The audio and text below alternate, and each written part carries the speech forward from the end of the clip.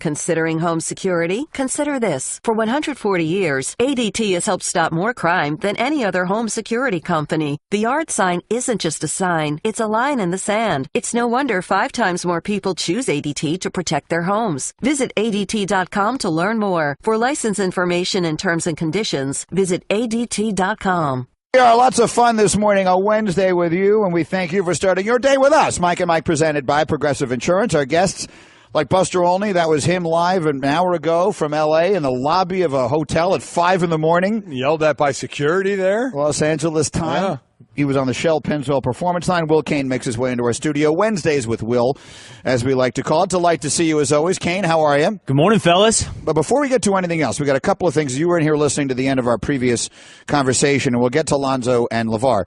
But I'm told that you had some thoughts on we are running over the course of this week and the next few weeks here as we wrap up what has been this magnificent 18 years, a lot of old moments. And we showed one from, was it 2009? 2009. When Golic got his legs waxed for losing a bracket wager, and I looked like I was like 16 years old, and I'm told you had thoughts on that. What were your thoughts on my appearance? I've got so many takes. I hope we have time. And you've had so many things this morning that I found fascinating that we got to get to, including some baseball stats on the Keuchel versus Kershaw matchup last night. But the big takeaway for me from the show so far has been this 2009 video where, Golic, you are the centerpiece of the video, getting your legs waxed. But one can't help but notice you, Greeny, throughout the entire video. And I know it didn't escape your attention either. It's dated 2009. Yeah. You have a 1970s mop haircut. I guess that would technically be like a 60s haircut. Uh-huh. You're wearing clearly a double XL shirt, and I would say the jeans are probably 36 waist, 36 length. You are being absolutely swallowed by your clothes. Yeah. It's not a great look. For those of you watching on ESPN2 right now, you see the picture of what I looked like. That's what I looked like. It was my first reaction, too. What was I thinking? Like, you look back at it and you think, what was I thinking? It was 2009. It does. I look like David Cassidy as Keith Partridge. That's what I look like. I look like I should be singing Come On, Get Happy. But here's the deal. I don't think you're alone. Somewhere, I believe, in the last 5 to 10 years, everyone figured out you should buy clothes that fit. Yeah. Every dude running around out there was buying clothes to the size he wished he was. I wish I lifted more. Yeah. So I better go ahead and get the bigger size in case I grow into it. See, here's the thing. I don't think anyone, the day we did that, was walking around saying, boy, what's Greeny doing? Like, maybe they were doing it behind my back, but that's what I look like every single day then. The thing I noticed so much, Will, and I said it from 2000 to now, is his hair color's never changed. So I want to know when he started coloring his hair. As God is my witness, I do not color my hair. Whatever. I have not colored my hair, and I will not color my hair. I'm looking forward to Salt and Pepper. I believe it will give me gravitas. You told me to put my beard back on for gravitas, so correct. I know you value gravitas. Second observation from this video, you guys are aging like fine wine. Yeah. I mean, I'm not doing that because, hey, you're doing this Wednesdays with Will thing. I'm glad to be here. Men might have a sweet spot, and you guys are in that, of course you look good in your 20s when everything's still in the right place. And then I think you go through that, hey, the fruit's starting to turn and you can see the bruises on the banana kind of thing in your 30s and 40s, and come out the other side, and I don't want to put numbers on it. Right. You guys can put the numbers where you want. I'm 54. I got no problem. But you start coming out the other side, and you're like, hey, that banana's not bad. I know it's been sitting around for a few days, but I'm going to eat that banana. And I think you guys are hitting a. I could have lived with a different analogy, but I do understand the point you're making. Yeah. And I think it is well taken. I think what you're trying to say is we look good. We look fantastic. Yeah, is that what you're trying to say? I would venture this. You put that 2009 video against your 2017 video, and you're going to get 100% approval rating that you look better now. So that's what it is. It's not that we look good. It's like we look so bad then that now we just look a little better now. Look, the bottom line of it is we do look fabulous. And one last thing on this, and then we'll get to sports here with Will, is people who are relatively new to our show still hear me every now and again make fat jokes about Golic, but all of the humor has gone out of them because Golic is not fat. So I'm always kind of happy when we see the old pictures because you were fat. I was. You were a fat man, and now I basically made my career making fat jokes about you. Us fat people prefer big bone. Well, no, but I mean, now look at you. That's the difference in you. I mean, that picture. Look at his face. Look at it. We're showing it right now on ESPN. Look at the man's face. He looked like a blowfish. comparatively Whoa, that might now. be a little much. You look much better I was just now. recently out of my athletic career during that picture.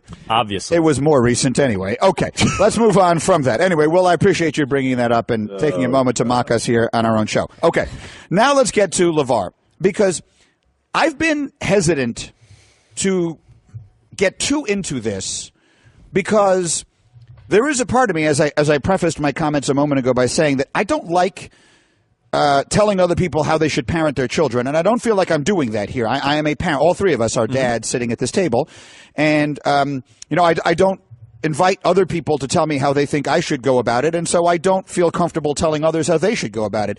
But this to me has gone beyond that now.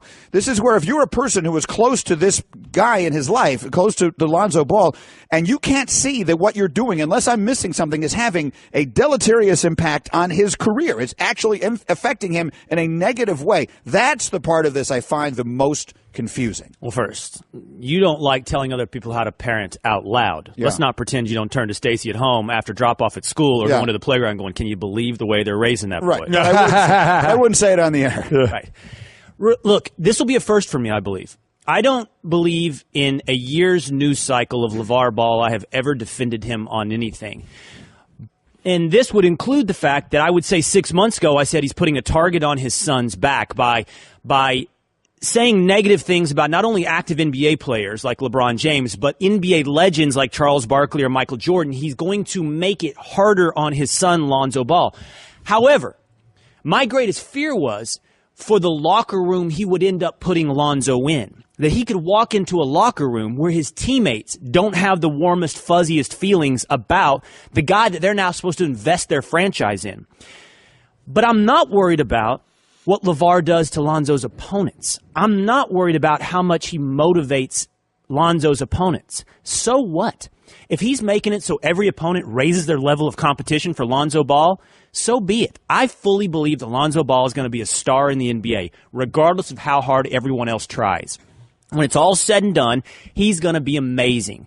And to me, it's a little bit like a dad who plays his son up when he's 10 years old competing against 13-year-olds or 9-year-olds against 14-year-olds, whatever. He's making it difficult, and that I think the son, if he's worth his salt, will rise to the challenge. It just doesn't concern me that Patrick Beverley had a little extra for Lonzo Ball. Ultimately, Lonzo's got to rise to that occasion anyway. I say it does concern me, and I'll tell you why. Because this is basketball where teams take nights off, where teams aren't always ready to go for 48 minutes every night. And he's making everyone who plays the Lakers, and specifically everyone who plays against his son, act like that night is Game 7 of the NBA Finals. And I think that actually does impact everybody. Mike, this is not football, where in every single game everyone's playing as hard as they can and giving it everything they have every single night. I don't hear people talking that way about De'Aaron Fox. I don't hear people talking that way about Jason Tatum. Oh, my God, I'm going to shut. Yeah, do people always go after the big, high-profile rookie a little bit? Yeah. But I don't hear them talking about Jason Tatum that way or De'Aaron Fox that way or Fultz, who obviously is struggling with an injury now. Yeah. My point is I lean toward the way of Phil, or Will, and I just said that last segment is players are going to get up to play against other players anyway, especially rookies. But why give them extra incentive to knock him down like Beverly did the first time he crossed half court, to take that extra shot? Why at the highest level, why give anybody incentive to do that? I don't think it makes sense. Now, my problem was, what I said was not so much the opponents, though I do think there's no need to do it. It's Lavar and hopefully not alienating or how the teammates think of Lonzo. And all you hear, he's a great kid and everybody likes him. But at some point, when does too much of dad rub that the wrong way? And as I said in that video about Washington better look out.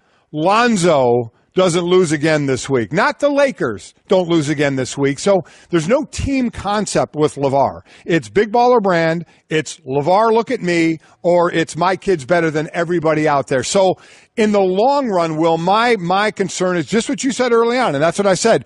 in that locker room. Yeah. And I think Lonzo's a good enough kid to hopefully that won't happen, because all you hear is it's really good with him.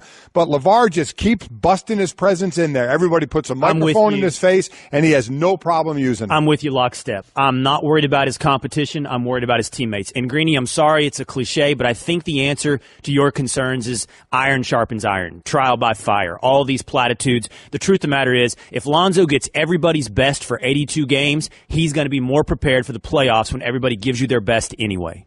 Mike and Mike, Will Cain's in our studio with the Straight Talk, brought to you by Straight Talk Wireless. Best phones, best networks, no contracts.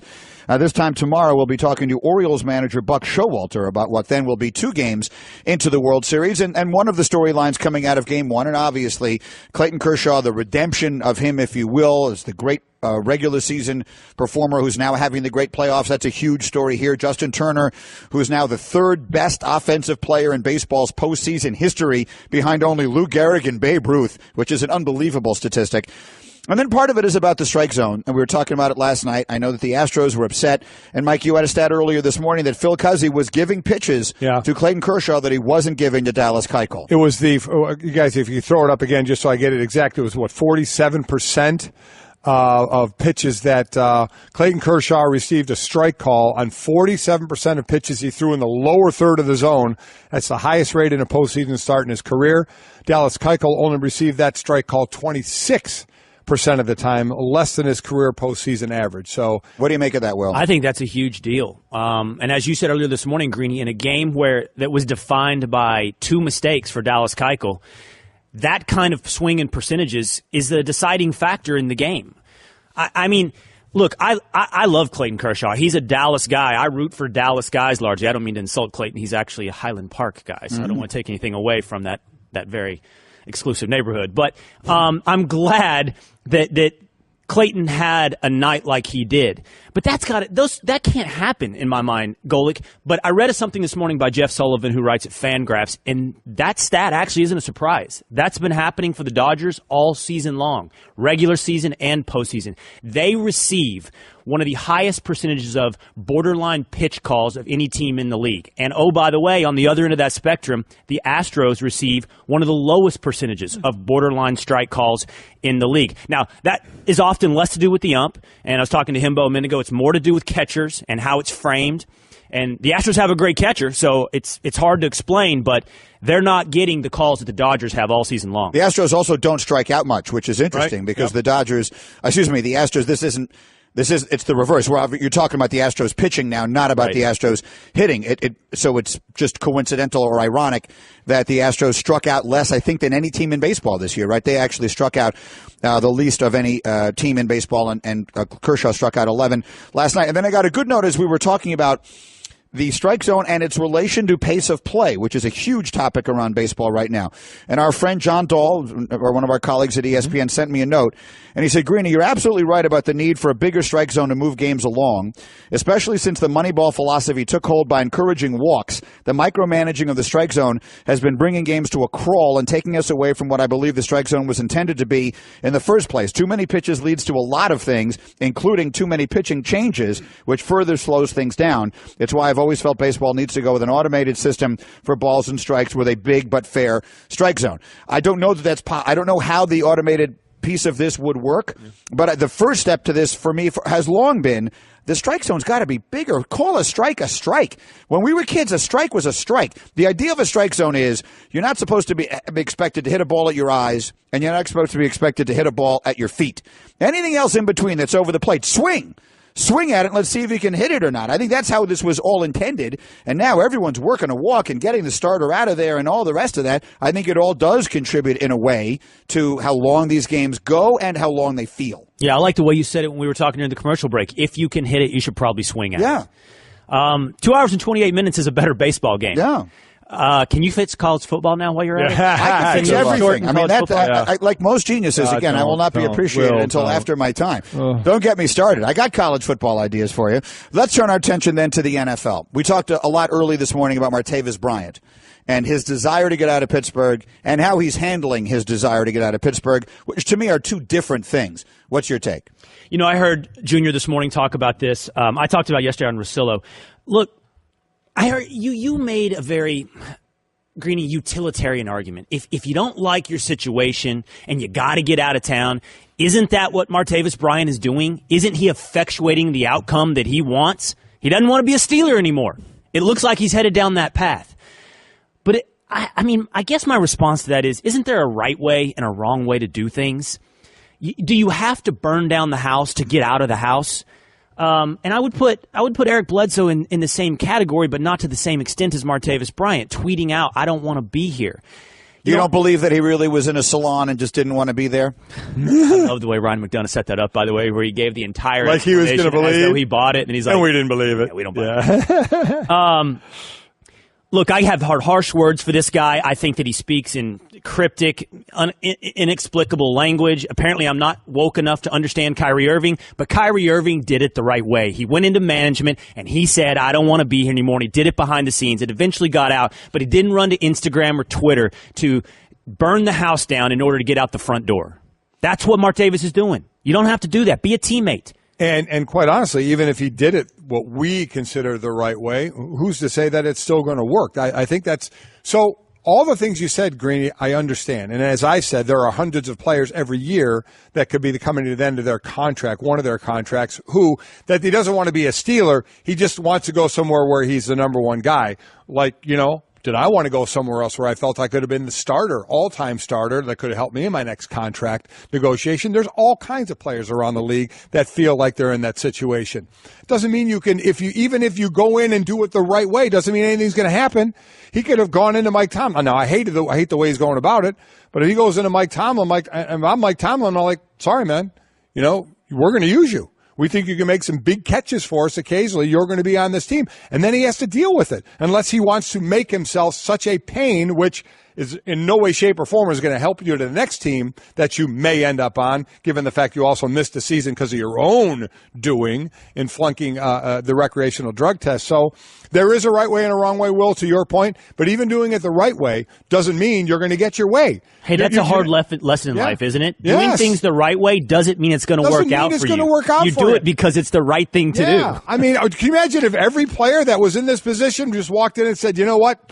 I know I'm getting a few minutes here. I could get more if you trade me. Oh, sure. Okay, we'll try and work that out for you. I mean, come on. I mean, man, this is life. You got to deal with the situation you're in, play to the end of your contract. He won't get the contract he wants right now. Then do a shorter deal in the next contract if you can. You got to find a way to make your hay. You can't have it handed to you just because I don't like it here anymore. I'm raising my hand. I'm doing it the right way. Can you get me out so I can do better somewhere else? Listen, I don't disagree with what you guys are saying. There's a right and a wrong way to do this, and I believe he's doing it the wrong way. What I am saying, however, is I understand where he's coming from. These guys, look, it's brilliant. The people who own sports teams historically have done a brilliant job of convincing everyone, including the players and certainly the public, that it is disloyal to look at your situation and say, I could do better somewhere else. Loyalty is exclusively a one-way street in sports today, particularly in pro football. I mean, the DeMarco Murray story to me is the greatest example of this of all time, where in Dallas, they ran him into the ground and then at the end of the year said, well, we can't give you all this money. We gave you so many carries last year. You're generally, we've seen statistics where guys start to decrease after that. They just use up running backs in the NFL right now, and they never get a huge second contract because people say, well, you have so many miles on your tires. So now we're telling Martavis Bryant that in the one shot in his life he's likely to ever have to make $40 or $50 million, which the top-level receivers get, and he believes he's one of, you don't get that opportunity. You're not going to get it because of a bunch of circumstances that are beyond your control. Now, before you jump me, I get it. Yeah, much of it is he's a terrible person to be making this argument for. I don't care if he never got suspended. I don't care if he was a model citizen. It doesn't matter. Just because you're not in position to get what you think you deserve, you think you should get handed that? Oh, well, certainly we'll trade you and put you in the right position. Come on. Well, but that does happen in sports, right? You get guys who say, like, play me or trade me is a pretty well-known phrase. Guys who want out because they're not being utilized in the way that they believe they should be. That happens usually in basketball or in baseball. In football, we've somehow are so conditioned, whatever it is you get, whatever you're in football, here's basically what they tell the players. This is your lot in life. You're lucky we're giving you this much. Whatever we're telling you, stop you with are, that. He signed a contract. He's getting paid $615,000. I'm not feeling sorry for the player. where we're supposed to feel sorry for them that, they're maybe playing a little better than they thought they were, or they think they're better than they are, so we should give them what they want. Give me a break. Well, but we just had this conversation about Odell Beckham and about his name just jumped out of my head. Antonio Brown? No. The lineman with Aaron the Rams, Donald? Aaron Donald, that are playing for $1.8 million. There's a huge difference, and it's a huge difference in every sport. Yeah, but how good are you? If the rules change, it's another. But how good is Martavis? Martavis isn't as good as Antonio Brown, isn't as good as Odell Beckham, isn't as good as Aaron Donald at his position, isn't as good as Zach Martin at his position. He's not. But is he so the rules are different. Is he good enough to be the number one receiver on an NFL team? You know what he's good enough to be for the Pittsburgh Steelers? A guy that'll make a couple of catches a game for a team that wants to make a run to a Super Bowl. So do your job with us that we signed you a contract to do for. Unless you're going to be a pain in the butt, then you know what? You're not going to play. Well, how is that going to serve your purpose? I mean, again, just because he thinks he can be a number one receiver, it doesn't matter what I think. They're supposed to just let him go. So, oh, yeah, go ahead. Forget the fact that we may need your 2 catches per game to make the run of the Super Bowl that we want. That Juju Smith-Schuster may get hurt. Antonio Brown may get hurt. Your role may increase. I mean, give me a break. We're not handing these guys what they want. Golick, I think you're doing a wonderful job of handling the rebuttal here. I say there's just one thing I would add, and that is this. Greeny, you can be right in every aspect of your argument. Yeah. Martavis can want a different job. Martavis can think he's a better player. Martavis can think he should be receiving more money. But there's a Pacific Ocean-sized gulf between that realization and trying to force your way out of town through sabotage. That is not... One does not lead to the other. The difference is adulthood. Being right and then saying everyone else around here is wrong and evil because I don't get what I want is not one and the same. I'm sure you have complaints about some of the decisions that are made at ESPN. Not every decision that is made here, I'm sure, gets the full 100% Greeny approval. But that doesn't give you license to run off to Twitter or social media and criticize and lambast everything that happens. And the reason you stop is impulse control, and you're on a team. You're part of the team. 2 things. One, I totally agree with that. And I don't think I'm saying anything other than that. He's doing this exactly the wrong way. All right. Second, is it lambast or lambased? Let's get into this because it's advertisement, and we've been through this before. Okay, the advertisement that was. Where were you born? In London. No, you were not born in London, and you know it. You may have the Queen's panties on, but you're not born in London. You have the strangest expressions of any person I know, but the word is pronounced lambasted. Her queen in her underwear. Lambasted. I don't even know what expression you're going for. I know the one about if the Queen had. I'm not going to say it. I've seen London. I've seen France. I've seen Golick's underpants, but that's not what you're saying either. So whatever it is, he's not from over there, no, and so over here it's advertisement. Final it's thought. Not advertisement. Beyond that, anything. Fine. I'll give you a final word on anything you want. Not finance. And lambasted. What did I say? Lambast? You said lambast. Well, I said it wrong. Yeah, okay, fair enough. I was highfalutin fancy on that. I had to get one thing right. Isn't tomato? You can't have multiple pronunciations? Tomato. So this is a Will Cain rule, or do you think this is how the English language is supposed to be? The English language is supposed to be. Okay. Hey, everyone, Mike Golick here. Support for the Mike and Mike podcast comes from our friends at Rocket Mortgage by Quicken Loans. Chances are you're confident when it comes to your work, your hobbies, your life. Rocket Mortgage gives you that same level of confidence when it comes to buying a home or refinancing your existing home loan. Rocket Mortgage is simple, allowing you to fully understand all the details and be confident you're getting the right mortgage for you. To get started, go to rocketmortgage.com/Mikes. Equal housing lender, licensed in all 50 states, NMLS, consumeraccess.org number 3030. Hey girl, have you done something new with your scales? Using new moisturizer? Nice. It really brings out the hazel in your eyes. Oh, hold on. Are you using whitening strips too? Your fangs look good, girl. Really good. A really charming snake charmer? Surprising. What's not surprising? How much you could save by switching to Geico. Wait, what? Have you been doing Pilates too? Geico. 15 minutes could save you 15% or more. All right, I know that I'll have it sent to me as soon as it is available. I'd like to see last night's TV rating for the baseball game. Curious to know. Don't look at the number versus last year's number and assume that it's bad news if it's down. Right. It's going to be down. Last year, the Cubs, they were really a once-in-a-lifetime, sure. Yeah. once-in-a-multiple-generation kind of story. So that numbers there were disproportionately good. I will like to see how this World Series does relative to like the last 5 years average, right. or something like that, because I think it has a chance to do very well, and I hope that it does. I'd like to see good things for the sport. I would agree. It'll do well. I would agree. Some good pitchers in here, obviously, so let's see where it goes. And do you think the 2 hours and 28 minutes is impactful? Do you think it makes a difference? Oh, I think if you told everybody this game's not going to be longer than 2.5 hours, yeah, I definitely think that helps. But people don't know it ahead of time. No, I know that. I understand that. But you got that, so maybe you think, you'll get more like that. But this umpire tonight seems to be more of a hitter's guy, so I don't know if it'll go down that road. Watch for a lot of long counts and a lot of waiting it out and trying to draw walks. Longer game. We'll see what happens. We'll get the rating for you as soon as we can. Meanwhile, if this can be considered breaking news, we have some. The Cleveland Browns just tweeted that Hugh Jackson has named Deshaun Kaiser his starting quarterback for this week's game. The Browns have been terrible in every way that you can be terrible. Kaiser, this game is being played in London, actually. They're playing the Vikings, which is a very good defense. He got pulled again multiple times. We had the little mini controversy with him being out late on Friday night. Mike, what do you think of Kaiser getting the start again this week? I think the headline should have been Deshaun Kaiser named starter for the rest of the season. And just leave it at that. Just leave him out there. I mean, to me, it's ridiculous. And I get what Hugh Jackson is saying, that there's 52 other guys in the locker room. I do understand that, but they all know where they are right now. They have to find out who the quarterback is. There seems to be a big disconnect with coaching staff and front office going on there. We know what the front office's plan is with all the draft picks they have in the next few years. But it starts at the quarterback position. You need to know what you have. You need to know in the good times and the bad times, especially the bad times, what you have. How can he rebound from this? You don't want the guy out there looking over his shoulder all the frickin' time, wondering if he's going to get pulled after this series. Leave him out there.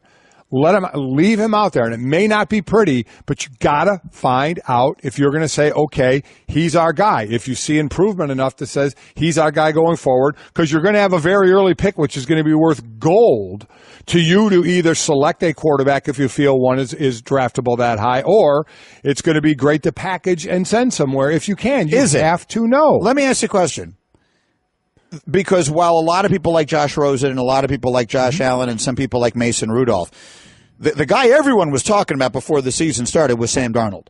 Now, you just saw him in person this past weekend against Notre Dame, and he has struggled a lot all season, and all of the talk coming out of there now is that he's going to go back and play one more year of college. And they'll talk about Rosen, and they'll talk about Rudolph, and they'll talk about Allen, and the quarterback position gets magnified. Right. So that 90 becomes a 96 in some people's eyes. That 88 becomes a 94 in some people's eyes. And they get taken higher than they should. And if you're desperate for a quarterback, you make a move up to get one, especially if the Browns can finagle it the right way, dabble like they're going to take a quarterback and say, but you know what, we'll trade out if you really offer us a great deal. But if you're Cleveland, can you do that again? You traded out and it became Carson Wentz, and you traded out and it became Deshaun Watson. And while it's too soon to write the stories of either of their careers, Wentz right now looks like he might be one of the top 2 or 3 quarterbacks in the sport, and Watson is playing about as well as we've seen a rookie play in forever, or since last year with Dak Prescott. So the point I'm making is, if you're Cleveland, from a public relation, can you trade out of a spot that, let's say you have the number 2 pick, and Rosen and Allen and whoever else are both sitting there. Can you trade that again? Sure you can. If you feel, now again, they got to be on the same page there. If you feel you've seen enough at Deshaun Kaiser that says, you know what, that's our guy going forward, and you didn't have a high enough grade on the other guys. You may get ripped publicly, but you can't worry about that. You can't worry about what other people outside the organization are going to think. They need to get on the same page in that organization to make that decision. And if it comes down to Deshaun's our guy, so we're going to stay with him and trade that pick out, then you got to live with that one and can't worry about what everybody's screaming about. You cannot make decisions because people don't like the past decisions you've made. And let me ask you this also separately. And I don't like doing this to a young kid. I mean, he's just starting out his career, his life, much less his career. But what are you seeing in Darnold? Because here's a guy who people were talking about as the greatest prospect ever 2 months ago, and not so much now. I'm seeing in Darnold a guy who, when he makes some throws, you're like, dude can make the throws. But the decision-making is what, now the offensive line has been injured in front of him, but let's just talk purely from what I'm seeing. I'm seeing some bad decisions out of him. Some bad throws certainly out of him. But forgetting all that, as I said, there are times I won't even look at stats. I want to look at what's he looking at. The interception that he threw, he stared down that receiver the entire time going down the side. Just stared at him. When you want to look off to get the defensive back to it was a DB who was he going to come up? If you look at the shorter route, was the DB going to get flat-footed then and look at the shorter route? Then you could have dumped it over the top. He didn't. It was a shorter route and it was a deeper route to the sideline. And he had the defensive back right in between him. But he stared down the longer receiver so that DB just drifted back and was able to pick the ball off. So that's just a bad thing to see. And bad decision on where he's throwing the ball sometime as well. So is it enough to where, but you know how it works. If people love him, they'll say, we can fix that from him because watch him make this throw. That's what we see out of Sam Darnold. Man, he can zip that ball. And they all can to a point, but you have to believe your eyes sometimes when you see it. But here's the other thing. Deshaun Watson threw 17 interceptions last year, more than the year before. Now, they won the national championship, and he has a lot of experience, and he's doing well right now. So that's why I say don't even look at the good stats sometimes, but sometimes don't even look at the bad stats. Forgetting that was an interception, even what I just talked about. Just the fact that you're not looking off, you're not going through progressions, that's what you need to look at and see and grade. Yeah. It's maybe one of the things also that you say with one more year in college, he doesn't make that same mistake because the college coaches will teach him that stuff as well. Absolutely. And maybe, look, he might be the number one pick in the draft with all of the warts if he comes out now. So you could look at it one way and say, well, he can't improve from that. You can't be better than one. Listen, that was Michael Vick. Right. Michael Vick, many people thought Michael Vick wasn't ready to be a quarterback in the NFL as a redshirt sophomore, but he's going number one. You're not going any higher than that, so you go. I just got the rating, by the way. Here's the rating on the World Series game last night. Let me quickly just correct myself. Peyton Manning probably could have been a number one pick, and he did decide to go. Oh, absolutely. So not always does. Even if you can't go any higher, doesn't mean you're always going to go. Do you know who had the first pick the year Peyton would have been the first pick in the draft? Was it the Jets? Yes. Of course, why not? The Jets had the first pick in the draft, and Peyton decided to stay one more year at Tennessee, and the Jets traded out of that spot, and the first pick that year was Orlando Pace. Anyway, the game last night, the World Series game did a 10.2 rating. That's the number I have sent to me. That is down from a 12.6 for game one of last year's World Series. I agree. Don't compare those. So it's way down. Yep. But that's a big, that's got to be, I'm very bad at this in my head, but that's got to be a 20-something% drop-off. 19%. 19% drop-off. Yeah. But I think it's still a good rating. Can you get me, let's take a short break and come back. Get me like the year before and all the years before that, too. Yeah. Where it averages out. We'll get that because I still feel like 10.2 sounds like a good number. I think it sounds like a good number as well. I agree with you. All right. So, again, last night's television rating for Game 1 of the World Series was a 10.2, which is down 19% from the year before. But as we said, the Cubs, that was just such a unique situation. It was, yeah. That it's not a fair comparison. The year before, Game 1, Mets-Royals did a 10-3. So this was essentially the same thing. Same thing, yeah. So it's identical to what was, I think, a well-received and well-rated World Series. I think if Mets-Royals had gone 6 or 7 games, right, that you would have been telling a very good story about the ratings there. It ended in 5. So let's see what happens here. First and foremost, you always need these series to go long for television.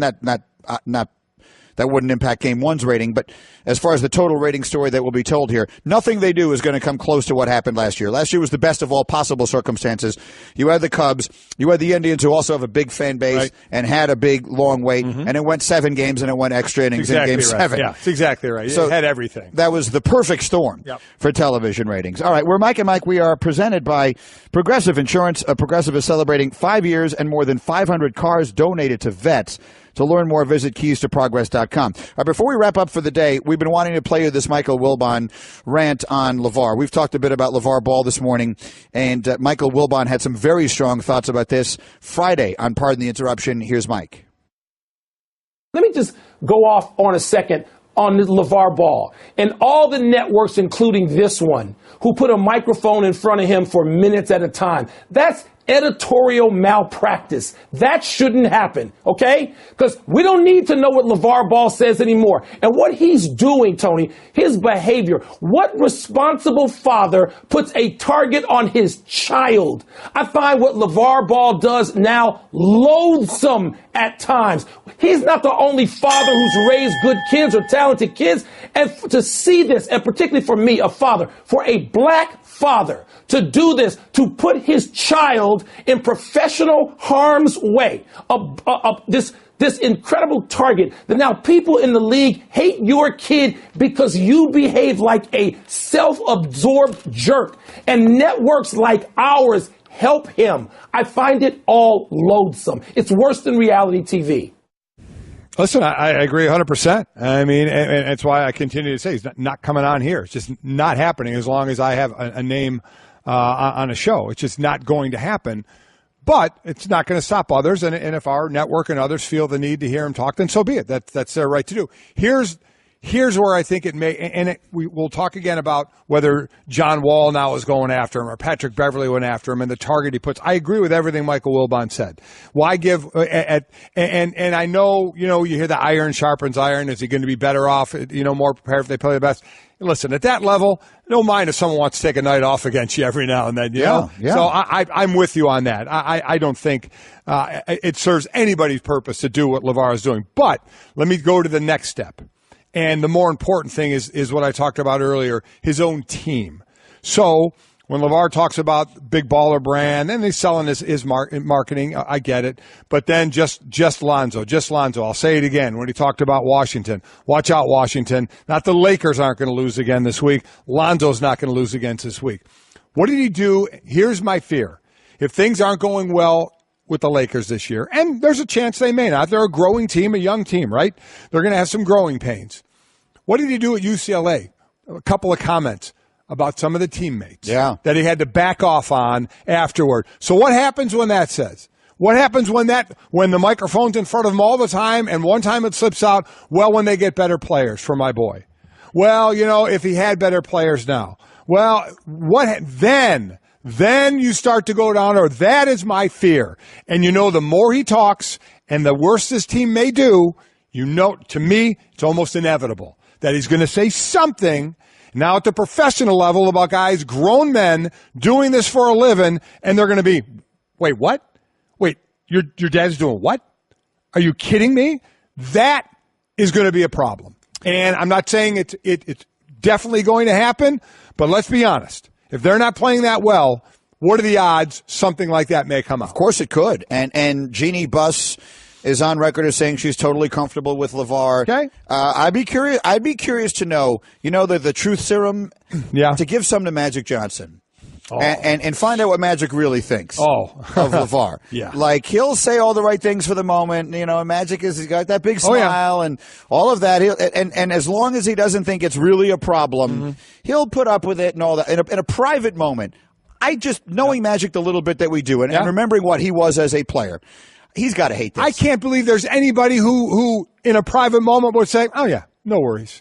I can't believe there'd be anybody who. Well, I can imagine some of them might be saying, it's not that big a deal. Whatever, he's a showman. He let him say his stuff. It's not impacting us. It's not a big deal. Right. I see that on Twitter all the time from fans. Right. I see a lot of people saying, well, why are you making such a big deal? We're talking about more of the people that are on involved. The inside. Yeah. So, and then that's, again, my fear. If this starts to go and it's And then what do? Then is it Magic's job to say something? Then it's somebody's job. And you know what? And it's a shame. It's a shame if Lonzo, the son, is going to have to say, Dad, seriously, if it got down to that road, where the teammates are starting to look, awkwardly there or kind of with a raised eyebrow, then you wonder if somebody's going to have to say, and listen, I'm just projecting here, but he did it at UCLA.